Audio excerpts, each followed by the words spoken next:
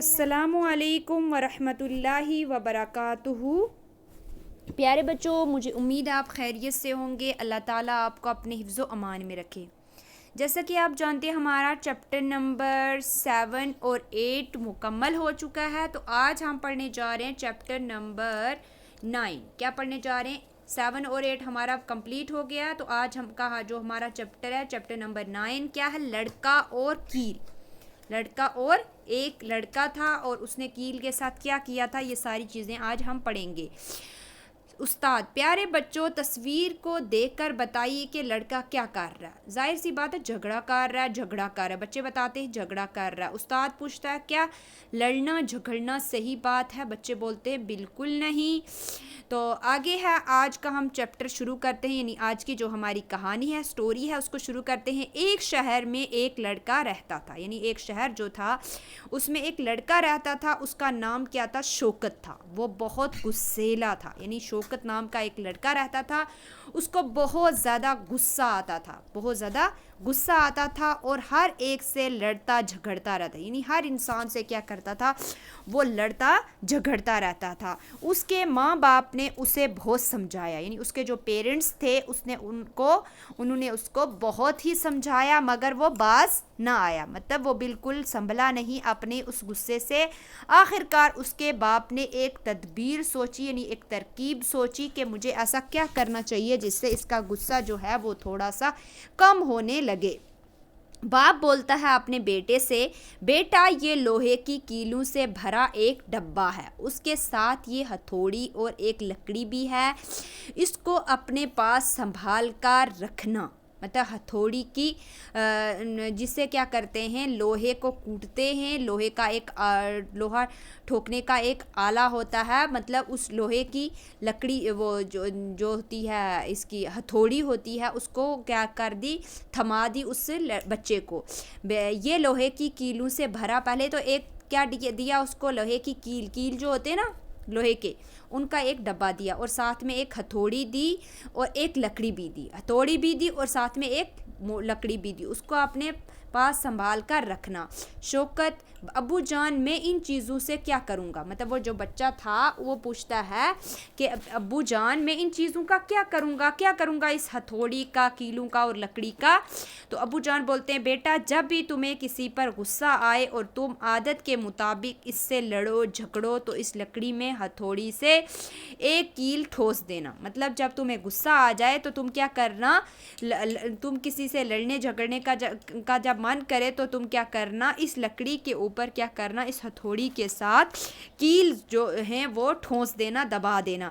تو ایک دن کیا ہوتا ہے؟ شوکت: ابو جان آج میں نے کتنے 53 لوگوں کے ساتھ لڑائی کی، یعنی 53 لوگوں کے ساتھ کیا کی؟ لڑائی کی اور لکڑی میں 53 کیل ٹھوس دیے۔ کیا کیے؟ لکڑی میں نے 53 کیل جو ہیں وہ ٹھوس دیے اس میں۔ ابو جان بولتے ہیں ابو جان خاموش رہے، یعنی اس کے جو ابو تھے وہ خاموش رہے کہ کچھ دنوں تک شوکت نے لڑائیاں کر کے اس لکڑی میں اتنی کیلیں ٹھوس دی کہ اس میں کوئی جگہ خالی نہ بچی۔ مطلب کہنے کا یہ ہے کہ اس کے ابو نے اس کو بولا تھا کہ جب بھی تمہیں غصہ آئے تم کیا کرنا؟ اس لکڑی میں اس ہتھوڑی کے ساتھ کیا کرنا؟ کیل ٹھوستے رہنا۔ تو کچھ دنوں میں اس نے کیا کیا؟ اتنی کیلیں ٹھوس دی کہ اس لکڑی میں کوئی بھی جگہ خالی نہ بچی۔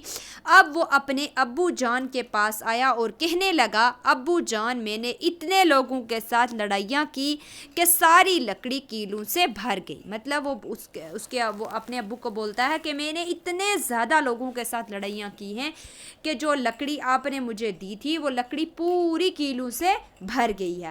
ابو جان بولتے ہیں بیٹے بتاؤ اتنی لڑائیاں لڑ کر تمہیں کیا ملا؟ بلکہ بدلے میں ان لوگوں کی ناراضگی اور ملامت ہی مول لی، یعنی یہ جو تم نے اتنی ساری لڑائیاں کی ہیں اس کے بدلے میں، اس کے عوض میں تمہیں ایسا کیا چیز ملی ہے؟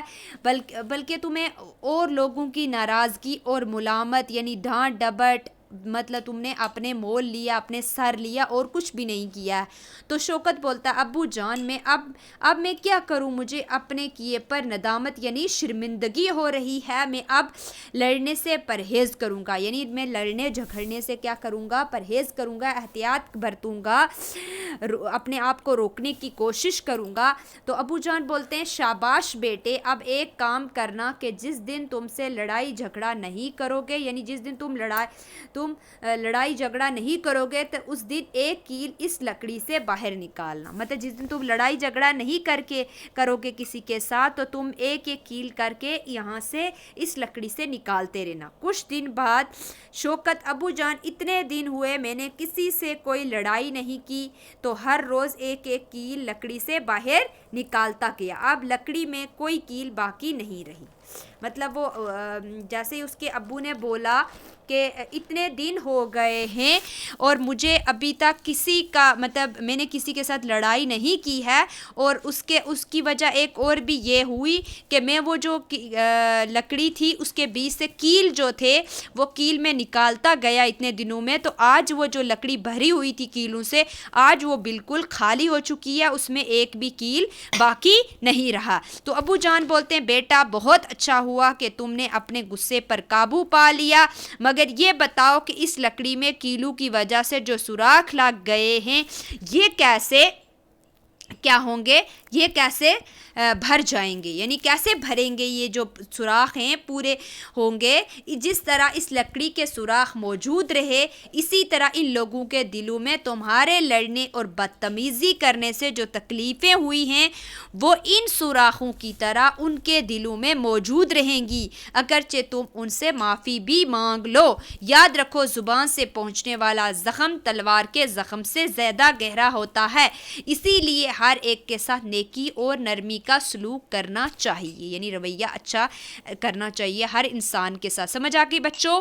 یہ جو سٹوری تھی، یہ جو کہانی تھی، اس میں یہ بتایا گیا تھا ہمیں کبھی بھی کسی کے ساتھ برا سلوک نہیں کرنا چاہیے۔ اگر ہم کسی کے ساتھ جھگڑا کریں گے، کسی کے ساتھ بدتمیزی کے ساتھ پیش آئیں گے، بعد میں اگر ہم سدھر بھی جائیں لیکن ہم نے جو ان کے ساتھ بدتمیزی کی ہے، جو جھگڑے کیے ہیں، وہ حالانکہ اگر ہم ان سے معافی بھی مانگ لیں گے لیکن ان کے دل میں جو وہ غصہ، وہ آپ کی ناراضگی ہے وہ ہمیشہ رہے گی۔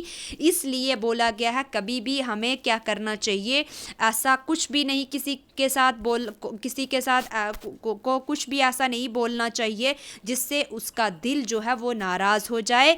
تو یاد رکھو زبان سے پہنچنی یعنی منہ سے جو بولا جاتا ہے وہ زخم جو ہوتا ہے وہ تلوار کے یعنی جو تلوار سے زخم دیا جاتا ہے اس سے بھی زیادہ گہرا زخم ہوتا ہے۔ تلوار کا دیا ہوا جو زخم ہوتا ہے وہ پھر بھر جاتا ہے، لیکن زبان کا دیا ہوا زخم ہمیشہ اس کے دماغ میں اور دل میں رہتا ہے انسان کے۔ اس لیے ہمیں ہر انسان کے ساتھ اچھے سے پیش آنا چاہیے، نرمی کے ساتھ پیش آنا چاہیے۔ تو سمجھ آ گئی بچوں؟ یہ جو ہے آج ہم نے پڑھا ہے اسے آپ نے اپنی زندگی میں بھی لانا ہے اور ساتھ ہی ساتھ اسے آپ نے لکھنا بھی ہے اور لرن بھی کرنا ہے۔ اس کے بعد ہم نیکسٹ اس کے کوسچن آنسر جو ہیں وہ میں پڑھاؤں گی بھی اور آپ کو سینڈ بھی کروں گی۔ سمجھ آ گئی بچوں؟ تو آج کے لیے اتنا ہی، اللہ حافظ، فی امان اللہ۔